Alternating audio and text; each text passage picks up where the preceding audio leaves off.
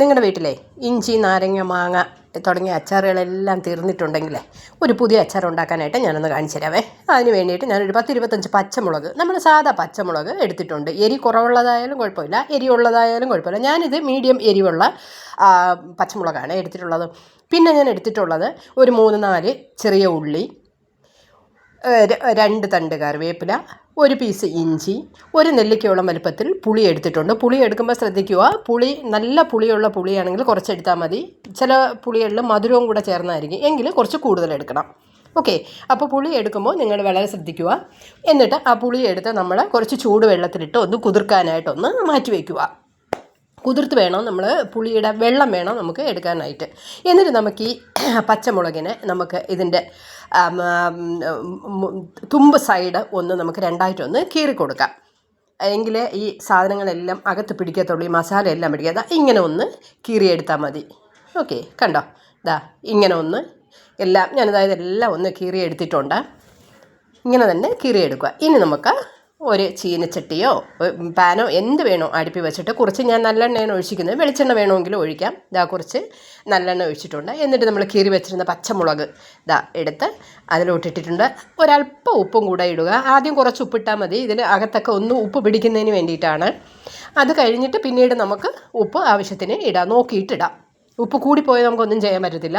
ഇതാ ഏകദേശം ഈ പച്ചമുളകൊക്കെ ഒന്ന് മൊരിഞ്ഞ് വരുന്നുണ്ട്. ഇതാണ്ടോ, ഇതാ ഈ കണക്കിൽ ആവുമ്പോൾ നിങ്ങൾ മാറ്റുക. ഇതാണ് നമുക്ക് പരുവമായ, ഈ പരുവത്തിൽ വേണം നമുക്ക് മൂപ്പിച്ച് എടുക്കാനുള്ളത്. ഓക്കെ, അപ്പോൾ നമുക്ക് ഇതിനെ ഇനി ഒരു പാത്രത്തിലോട്ട് അങ്ങോട്ട് മാറ്റാവേ. നല്ലവണ്ണം മൊരിഞ്ഞിട്ടുണ്ട്. പാത്രത്തിലോട്ട് മാറ്റിയിട്ടുണ്ട്. എന്നിട്ട് നമുക്ക് ആ എണ്ണ, അതിൽ മിച്ചം വരുന്ന എണ്ണ നമുക്ക് കളയണ്ട. അതിൽ തന്നെ കുറച്ച് കടുകിടുക. കടുക് പൊട്ടി വരുമ്പോൾ ഒരല്പം ഉലുവ ഇടുക. ഒരല്പം മതി, ഒരുപാടൊന്നും വേണ്ട. ഇതിൽ വറ്റൽമുളകിട്ട് കടുക് വറക്കണ്ട, കാരണം എരിവുള്ളത് കൊണ്ട് മുളക് കുറച്ച് മതി. ഉലുവ ഇട്ടിട്ടുണ്ട്. ഇനി 2 തണ്ട് കറിവേപ്പിലയും കൂടെ നമ്മളൊന്ന് ഇട്ടിട്ട് ഇതൊന്ന് പൊട്ടി വരട്ടെ.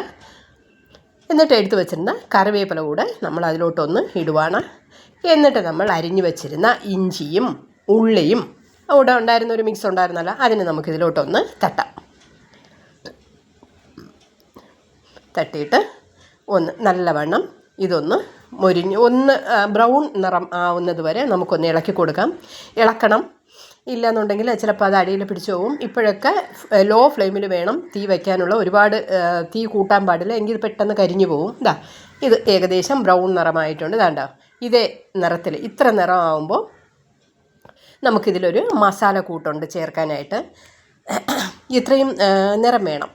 ഇതാണ്ടോ മൊരിഞ്ഞ് വന്നിട്ടുണ്ട്. ഇനി നമുക്ക് ചേർക്കേണ്ടത്, ഇത് കാശ്മീരി മുളക് പൊടിയാണ്, അല്പം മഞ്ഞൾപ്പൊടി, കായപ്പൊടി. കാശ്മീരി മുളക് പൊടി ഇല്ലയെന്നുണ്ടെങ്കിൽ ഈ 1.5 സ്പൂൺ വേണ്ട, 1 സ്പൂൺ മതി. കാരണം എരിവ് നല്ല എരിവായിരിക്കും, പച്ചമുളകിന് നല്ല എരിവുള്ളതുകൊണ്ട് മാക്സിമം കാശ്മീരി മുളക് പൊടി എടുത്താൽ നല്ല ഭംഗിയായിരിക്കും കാണാനായിട്ട്. ഇനി നമുക്ക് ആ വരണ്ടിരിക്കുന്ന ഉള്ളിയും ഇഞ്ചിയും കൂടെ വരണ്ടിരിക്കുന്ന അതിലോട്ടൊന്ന് ഈ മസാല ഒന്നങ്ങോട്ട് തട്ടിയിട്ട്, അപ്പോൾ വേണമെങ്കിൽ നമുക്ക് ഫ്ലെയിം ഓഫ് ചെയ്യുക. ഇല്ലെങ്കിൽ ഏറ്റവും ലോയിൽ ഫ്ലെയിം ഓഫ് ചെയ്യുന്നതാണ് നല്ലത്, ഇല്ലെങ്കിൽ കരിഞ്ഞു പോകും. നമുക്കിതിൻ്റെ പച്ചമണമൊക്കെ ഒന്ന് മാറുന്നത് വരെ നമുക്കൊന്ന് ഇതിൽ ഒന്ന് പച്ചമണമൊക്കെ മാറിയിട്ടുണ്ട്. വേണ്ട ഈ നിറം വരുമ്പോൾ ഇനി നമ്മൾ പിഴിഞ്ഞു വെച്ചിരുന്ന ഇതിലോട്ട് പുളി വെള്ളം ഇതിലോട്ട് ഒഴിക്കണം. വേണ്ടോ, നല്ലവണ്ണം ഒക്കെ ആയിട്ടുണ്ട്. ഇച്ചിരി കട്ടിയൊക്കെ വന്നിട്ടുണ്ട്. ഇനി നമ്മൾ ഈ പിഴിഞ്ഞ് വെച്ചിരുന്ന പുളി ഇതിലോട്ട് ഒഴിക്കുക. പുളി ശ്രദ്ധിക്കുക, പുളിപ്പുള്ളതാണെങ്കിൽ ഞാൻ എടുത്ത വീതം മതി, പുളിപ്പില്ലാത്തതാണെങ്കിൽ കുറച്ചുകൂടെ എടുക്കണം. പുളിയാണ് ഇതിൻ്റെ ഏറ്റവും മെയിൻ, പുളിയാണ്. അപ്പോൾ ഇതൊന്ന് നല്ലവണ്ണം ഒന്ന് തിളച്ച് വരട്ടെ. പുളി ഒഴിച്ചപ്പോൾ തന്നെ നല്ല ഒരു തിക്കായി വരുന്നുണ്ട്, കണ്ടോ, നല്ല ജ്യൂസി ആയിട്ടുള്ള അച്ചാർ നമുക്ക് കിട്ടും. ഇനി നമുക്ക് ഇതിലോട്ട് ഒരല്പം ഉപ്പ്, ഏകദേശം വറ്റിയൊക്കെ വന്നിട്ടുണ്ട്, ഇതിലോട്ട് ഒരല്പം ഉപ്പ് അങ്ങോട്ട് ഇടാം. നമ്മൾ നേരത്തെ കുറച്ചേ ഇട്ടോളൂ, ഇത് കൂടെ ആകുമ്പോൾ കറക്റ്റാവും. ഉപ്പിടാം. എന്നിട്ട് ഒരല്പം പഞ്ചസാര കൂടെ നമുക്ക് ഇതിലോട്ടിടാം. നല്ല തിക്കായി വരുന്നുണ്ട്. ഒന്നുകിൽ പഞ്ചസാര ഇടാം, ഇല്ലയെന്നുണ്ടെങ്കിൽ ശർക്കര ഇടാം. ഞാൻ പഞ്ചസാരയാണ് ഇടുന്നത്.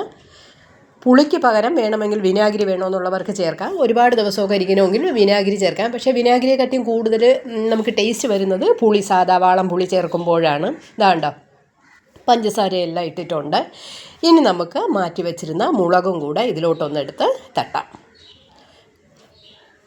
ഇതാ കണ്ടോ, നല്ല തട്ടിയിട്ട് നല്ലവണ്ണം ഒന്ന് തിളപ്പിച്ചെടുക്കുക. അതാണ് നല്ല ജ്യൂസി ആയിട്ടുള്ള നല്ല ഇതൊരുപാട് എരിവൊന്നുമില്ല. നമുക്ക് തോന്നും ഭയങ്കര എരിവ്, ഒട്ടും എരിവില്ല, നല്ല ടേസ്റ്റുമാണ്. ഇത് മാത്രം മതി നമുക്ക് ചോറുണ്ണാനായിട്ട്. പെട്ടെന്ന് വിരുന്നുകാർ ആരെങ്കിലും വരുവാണെങ്കിൽ, നമുക്ക് അച്ചാർ തീർന്നു പോയിട്ടുണ്ടെങ്കിൽ പെട്ടെന്ന്, എന്തായാലും പച്ചമുളകില്ലാത്ത വീടുകൾ കാണത്തില്ല, പെട്ടെന്ന് 5-6 പച്ചമുളക് എടുക്കും, അത് ഇത്ര ഇൻഗ്രീഡിയൻസ് ചേർത്ത് ഒരു അടിപൊളി അച്ചാർ നമുക്ക് ഉണ്ടാക്കാം. ഓക്കെ, അപ്പോൾ നിങ്ങളെല്ലാവരും ഇങ്ങനെ ഒന്ന് ട്രൈ ചെയ്ത് നോക്കണം. കേട്ടോ, നല്ല തിക്കായിട്ടുള്ള നല്ല ടേസ്റ്റിയാണ്, നല്ല മണം വരുന്നുണ്ട്, കായത്തിൻ്റെയും പുളിയുടെയും ഒക്കെ നല്ല മണമൊക്കെ വരുന്നുണ്ട്. അപ്പോൾ ഓക്കെ, ബൈ.